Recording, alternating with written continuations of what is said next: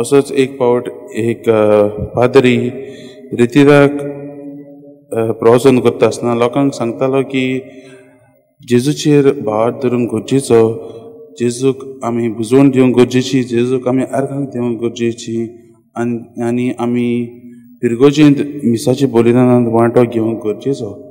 आनी तो म्हणूय की जेजू लागीं सगळें करूंक जाता.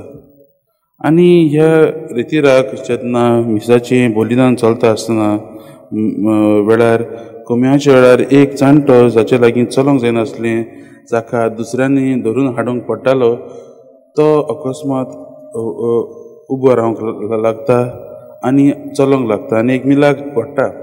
आनी त्या वेळार तो जाणटो आनी बोवाळ करूंक लागता आनी खुशालकायेन तो त्या पाद्रीचें नांव घेवंक लागता, त्या पाद्रीक वाखाणूंक लागता.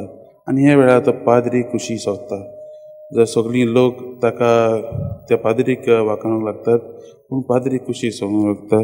कित्याक तो पाद्री जाणा ही जी पेकोणी जी दिल्या पळय ताका ती मिलाक जाल्या ती ताणें करूंक ना, पूण ती जेजून केल्या म्हणून. ताचें काम आसलें फकत लोकांक जेजू सरशीं हाडूंक.